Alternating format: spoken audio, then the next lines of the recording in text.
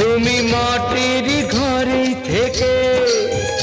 যদি মাটির প্রদীপ হও বা ময়ূর মহল জুড়ে যদি ঝাড়বাতি হয়ে রাও, তুমি মাটির ঘরে থেকে